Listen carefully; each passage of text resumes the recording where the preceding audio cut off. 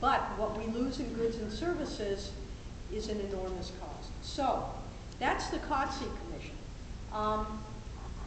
It was totally rigged from the start. As I mentioned, it was co-opted by the governor, and it would be so terribly regressive.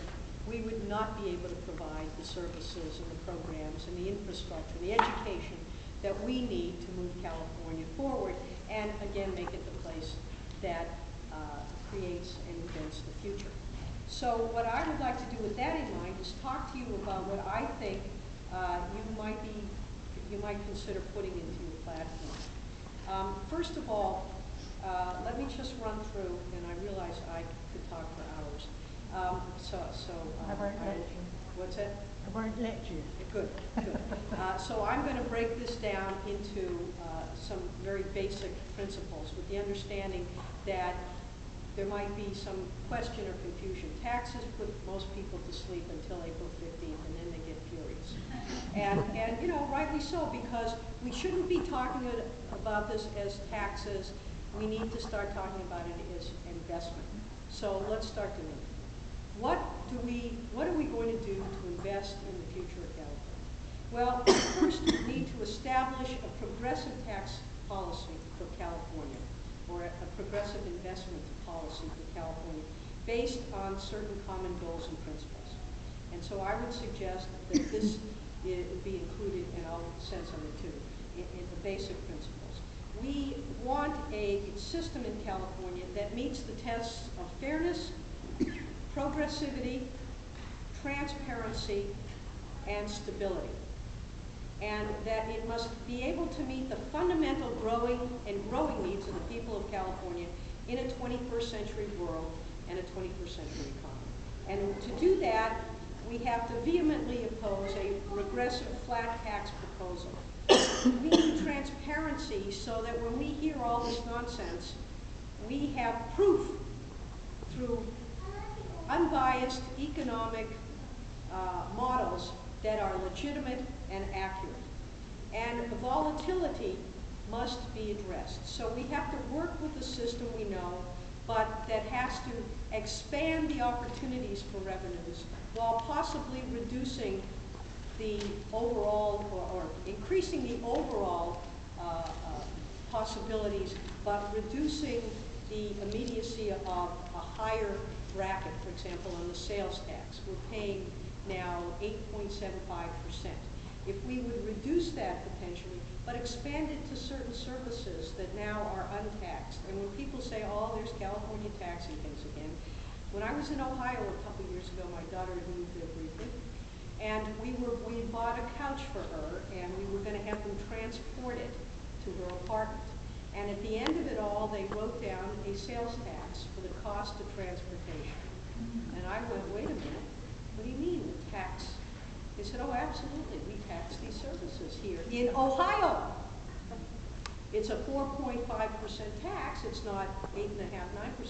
But recognizing that we are a service economy today.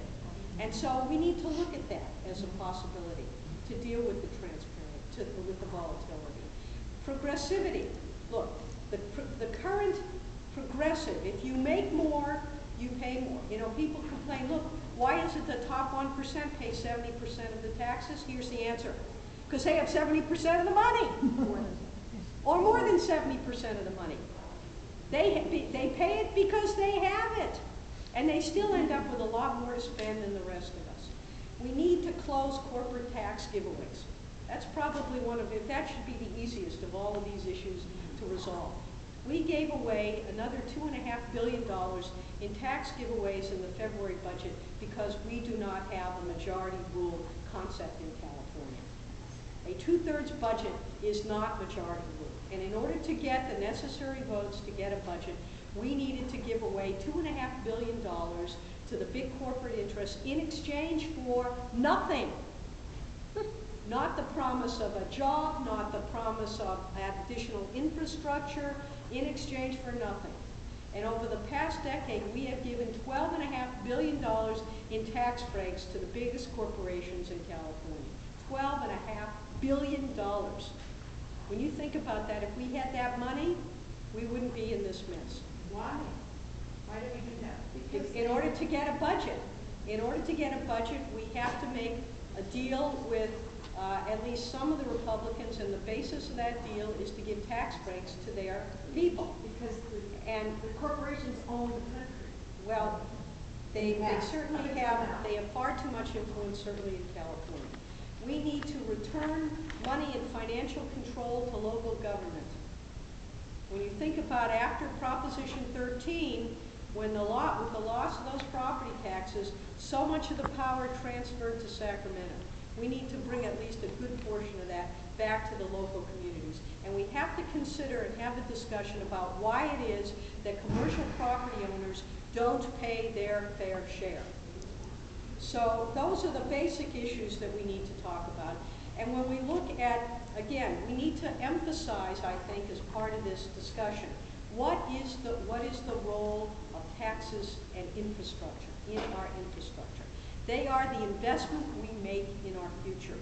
Taxes equal investment. This is for the public good.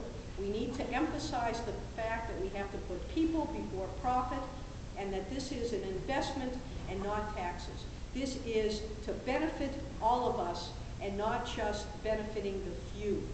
So we need to look at the 21st century as a goods and services-based economy.